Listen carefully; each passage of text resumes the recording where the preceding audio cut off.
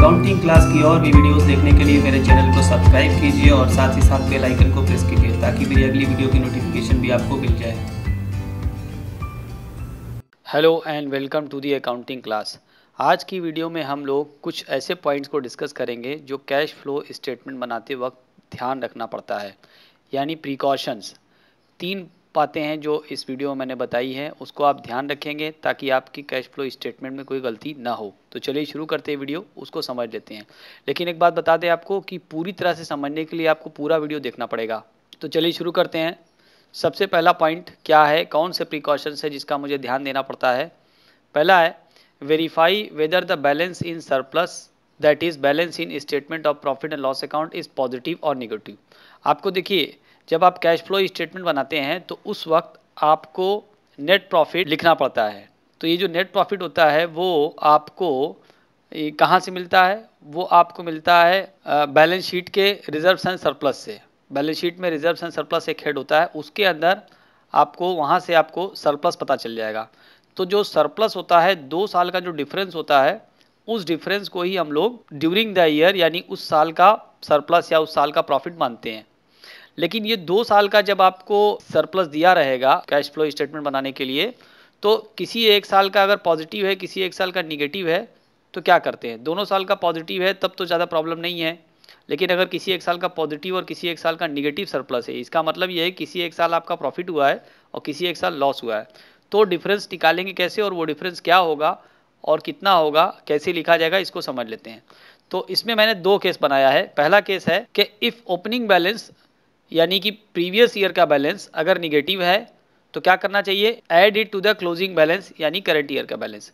पिछले साल का बैलेंस आपको पता है कि 2 साल का बैलेंस दिया होता है। पिछले साल का प्रीवियस ईयर का अगर सरप्लस निगेटिव है यानी लॉस है, करंट ईयर का जो बैलेंस है वो पॉजिटिव है, तो क्या करेंगे कि हम डिफरेंस निकालने के लिए हम प्रीवियस ईयर का बैलेंस करंट ईयर के बैलेंस में ऐड कर देंगे। अभी हम लोग समझेंगे ऐसा क्यों करते हैं। दूसरा केस है if opening balance is positive deduct it from closing balance. तो इसको क्लोजिंग बैलेंस से घटा देंगे, क्योंकि दोनों ही अगर पॉजिटिव है ओपनिंग और क्लोजिंग तो इसमें कोई प्रॉब्लम ही नहीं है। हमेशा डिफरेंस निकालने के लिए हम क्लोजिंग में से ओपनिंग को माइनस करते हैं। क्लोजिंग बैलेंस का मतलब करंट ईयर का बैलेंस, ओपनिंग बैलेंस का मतलब प्रीवियस ईयर का बैलेंस। तो क्लोजिंग में से हम ओपनिंग को माइनस कर देंगे। दोनों केस को एक एग्जाम्पल से समझते हैं। पहला केस है जिसमें मैंने बताया था कि पिछले साल का बैलेंस निगेटिव है और करंट ईयर का बैलेंस पॉजिटिव है। तो देखिए, ये मैंने इन्फॉर्मेशन ली है, surplus balance in statement of profit and loss 2019 यानी पिछले साल का बैलेंस निगेटिव है, यानी 1,20,000 का घाटा हुआ है पिछले साल, जबकि 2020 में ये पॉजिटिव है, प्लस है। तो जब आप कैश फ्लो स्टेटमेंट बनाएंगे तो इन दोनों का जो डिफरेंस निकालेंगे वो कैसे निकालेंगे? कैश फ्लो स्टेटमेंट आप बनाएंगे 2020 को यानी करंट ईयर का 31 मार्च 2020। इसमें सिर्फ मैंने वही पार्ट लिया है जो आपको समझाना है, पूरा कैश फ्लो स्टेटमेंट नहीं है। तो नेट प्रॉफिट बिफोर टैक्स जो हम लेंगे वो करंट ईयर और प्रीवियस ईयर का डिफरेंस होगा। इसको इस तरीके से कर लेंगे। करंट ईयर का बैलेंस कितना है? 2 lakh. 2 lakh minus previous year का बैलेंस माइनस 1,20,000। अब ये जो ब्रैकेट में है, इस ब्रैकेट को हटाएंगे तो ये माइनस है और ये ब्रैकेट हटाएंगे तो ये प्लस हो जाएगा। तो इसलिए 2 लाख प्लस 1,20,000 यानी 3,20,000। इसी चीज़ को मैंने समझाया है पिछली स्लाइड में। यहाँ पर add it to the closing balance. तो ये ऐड क्यों होता है? वो इसलिए हो जाता है क्योंकि मैथमेटिकल रूल की वजह से वो ऐड हो जाएगा। तो 2 lakh minus 1,20,000 is equal to 2 lakh plus 1,20,000। तो ये हो जाएगा 3,20,000। इसको आपको शो करना है। ये पहला केस था। दूसरा केस है अगर हम दोनों साल का प्रॉफिट या सरप्लस पॉजिटिव लें तो इसमें कोई प्रॉब्लम नहीं है, सेम अमाउंट हमने लिया है, लेकिन यहाँ पे पॉजिटिव है, निगेटिव नहीं है। तो आप जब डिफरेंस निकालेंगे तो ये हो जाएगा 2 लाख माइनस 1,20,000, क्योंकि ये माइनस में नहीं है। तो 2 लाख माइनस 1,20,000 यानी 80,000, 80,000। 2 लाख में से 1,20,000 माइनस करेंगे, ये 80,000 आ जाएगा नेट प्रॉफिट बिफोर टैक्स। तो आपने देखा ये 2 केस मैंने बताया, एक में मैंने ये निगेटिव लिया था और एक इस केस में मैंने पॉजिटिव लिया है। तो अगर निगेटिव लिया था तो ये निगेटिव और माइनस का साइन मिल करके प्लस हो गया था, लेकिन अगर दोनों ही पॉजिटिव है तो ये आपका माइनस ही रहेगा। 2 लाख माइनस 120, 2 लाख में से 1,20,000 घटा देंगे, 80,000 आ जाएगा। अब दूसरा प्रिकॉशन क्या है वो देखते हैं। Verify if percentage of interest on borrowings is given. कभी कभी जो लोन है या बोरोइंग्स है या डिबेंचर्स है उसके ऊपर एक परसेंटेज दिया होता है उसके आसपास, पहले या बाद में, जैसे 10% डिबेंचर्स, 12% डिबेंचर्स या लॉन्ग टर्म बोरोइंग्स 10% ऐसे लिखा होता है। तो अगर परसेंटेज लिखा हो तो आप सावधान हो जाइए, आप बिल्कुल अलर्ट हो जाइए। क्या करना होगा, इस परसेंटेज का मतलब ये होता है कि उतना परसेंट इंटरेस्ट आपने पे किया होगा। अगर आपने बोरोइंग की है, आपने अगर लोन लिया है, तो जो परसेंटेज लिखा है उस परसेंटेज का मतलब ये होता है कि वो साल का उतना परसेंट इंटरेस्ट आपने पे किया है। तो क्या करना होगा उसके लिए, आपको उस इंटरेस्ट के अमाउंट को ऐड करना पड़ेगा। Add the amount of interest paid to determine operating profit before working capital changes. तो आप ऑपरेटिंग एक्टिविटी में जाएंगे, जहां पर आप एडजस्टमेंट करते हैं, नेट प्रॉफिट के बाद सारे एडजस्टमेंट किए जाते हैं ना, उसी में आप इस इंटरेस्ट के अमाउंट को ऐड कर देंगे।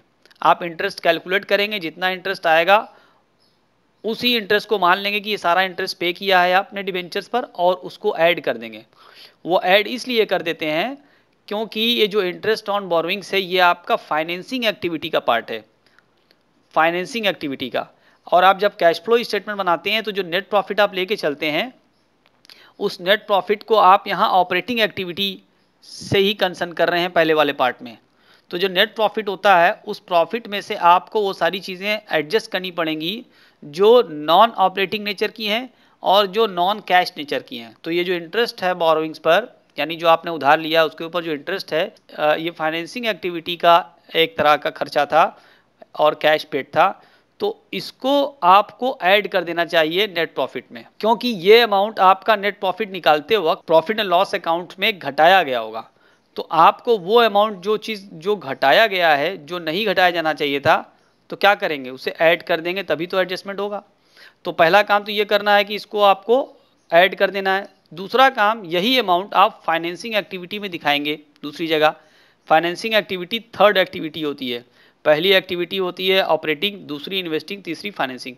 तो तीसरी एक्टिविटी में जो कि फाइनेंसिंग एक्टिविटी है, उसके अंदर आपको इसे दिखाना पड़ेगा इंटरेस्ट ऑन बोरोइंग्स, और ये आपका आउटफ्लो होगा, वहाँ पर आउटफ्लो निगेटिव होगा, क्योंकि इंटरेस्ट पे किया जाता है जिससे आपका कैश बैलेंस कम हो जाता है, तो वो आउटफ्लो दिखाया जाएगा।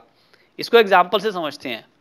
हमने एग्जाम्पल में लिया है कि information 12% debentures long term borrowings होता है, और ये 12% दिया हुआ है, इसका मतलब 12% इसके ऊपर इंटरेस्ट पे करना है।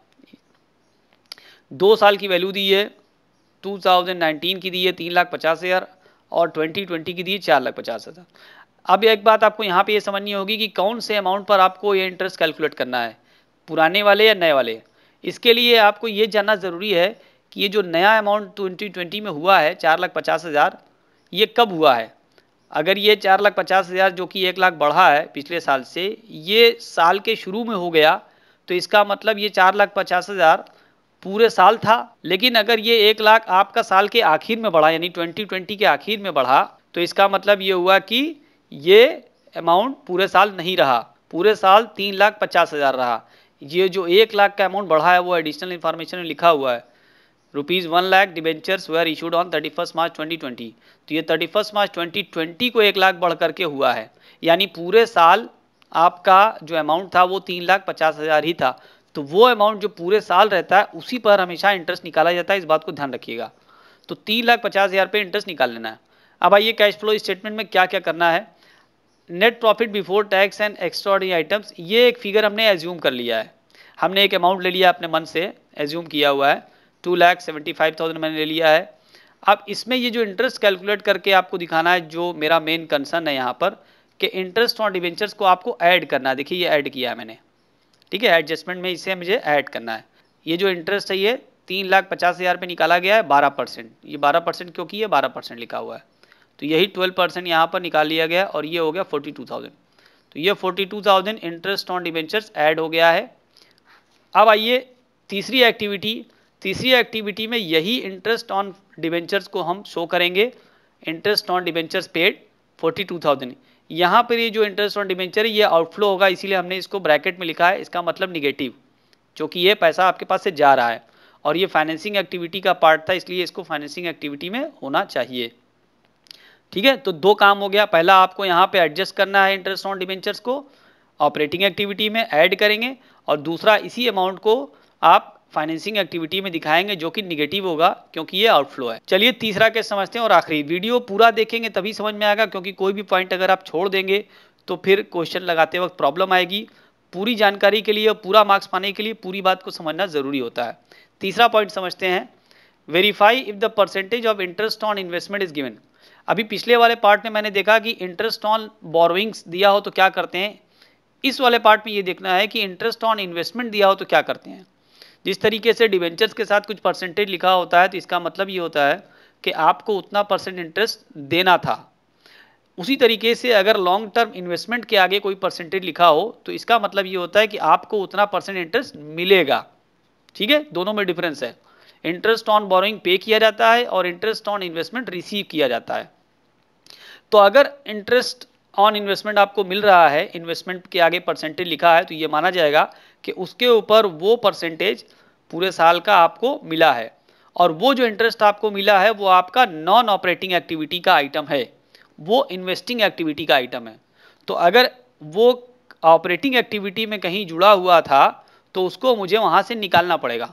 तो निकालने के लिए हमें क्या करना पड़ेगा, हमें ऑपरेटिंग एक्टिविटी में एडजस्टमेंट में जा करके इस इंटरेस्ट को घटा देना पड़ेगा, डिडक्ट करना पड़ेगा। क्योंकि ये इंटरेस्ट जब आपको मिला होगा तो वो आपने नेट प्रॉफिट में जोड़ रखा है और हमें क्या करना है, उसको प्रॉफिट से हटा देना है क्योंकि वो ऑपरेटिंग का पार्ट नहीं है। तो ऑपरेटिंग एक्टिविटी में इंटरेस्ट रिसीव को घटा देंगे। दूसरी जगह जो सेकेंड एक्टिविटी होती है जिसे कहते हैं इन्वेस्टिंग एक्टिविटी, इन्वेस्टिंग एक्टिविटी में फिर यही इंटरेस्ट हम दिखा देंगे पॉजिटिव में, क्योंकि ये इनफ्लो है। क्योंकि ये इनफ्लो है, आपको कैश मिल रहा है, इंटरेस्ट मिल रहा है यानी कैश मिल रहा है। तो कैश आने की वजह से इसे हम इनफ्लो मानेंगे। और चूंकि ये इन्वेस्टिंग एक्टिविटी का पार्ट है इसलिए इन्वेस्टिंग एक्टिविटी में ही ये दिखाया जाएगा। एक एग्जांपल से इसको समझ लेते हैं। देखिए हमने यहाँ पे लिख दिया 10% लॉन्ग टर्म इन्वेस्टमेंट। ये जो लॉन्ग टर्म इन्वेस्टमेंट है 10% इस पर इंटरेस्ट आपको मिलेगा। यहाँ भी वही बात है, 2019 में 3 लाख था और 2020 में इन्वेस्टमेंट 3,80,000 हो गया। तो सवाल यही होगा कि आखिर कौन से अमाउंट पे निकाला जाए। 2020 में 3,80,000 तो था, लेकिन ये समझना ज़रूरी है कि क्या ये 3,80,000 शुरू से था, पूरे साल था, या ये आखिर में हुआ है।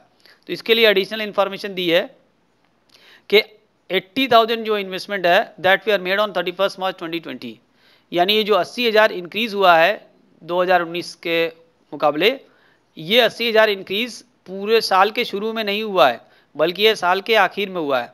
इसका मतलब पूरे साल आपका इन्वेस्टमेंट सिर्फ 3 लाख रहा, साल के आखिरी दिन ये 3,80,000 हो गया। तो वही अमाउंट जो पूरे साल रहता है उसी पर इंटरेस्ट निकाला जाता है। तो पूरे साल आपका 3 लाख ही अमाउंट था 2020 में भी। तो अब आइए इसको देखते हैं क्या करना है। कैश फ्लो स्टेटमेंट बना रहे हैं for the year ended 31 March 2020। Cash flow from for operating activities में हम net profit before tax and extra ordinary items लिख देंगे। एक एज्यूम्ड फिगर हमने माना हुआ फिगर लिख दिया है, कोई भी समझाना हमें आपको इंटरेस्ट ऑन इन्वेस्टमेंट है। तो आइए इसके बाद इसमें हम डिडक्ट करेंगे, घटा देंगे इंटरेस्ट ऑन इन्वेस्टमेंट जो कि 10% होगा 3 लाख पर। 3 लाख पर क्यों होगा अभी आपको मैंने बताया, क्योंकि पूरे साल आपका जो इन्वेस्टमेंट था वो 3 लाख का था। 80,000 का इन्वेस्टमेंट आपका साल के आखिर में हुआ तो उसको नहीं लेंगे। तो जो पूरे साल था वो 3 लाख था, इस पर 10% हो गया 30,000। अब ये 30,000 को मुझे क्या करना है, ये निगेटिव में लिखना है, घटाना है। ये घटाना क्यों है, घटाना इसलिए है क्योंकि ये इन्वेस्टिंग एक्टिविटी का अमाउंट है जिसको ऑपरेटिंग में नहीं होना चाहिए। तो ऑपरेटिंग एक्टिविटी का कैश फ्लो निकालते वक्त इसको घटा देंगे। दूसरी जगह इसको हम इन्वेस्टिंग एक्टिविटी में दिखा देंगे। सेकेंड जो एक्टिविटी है cash flow from investing activity, इसमें interest on long term investment हम दिखा देंगे और ये आपका पॉजिटिव होगा क्योंकि ये इंटरेस्ट मिला है, कैश इनफ्लो हुआ है।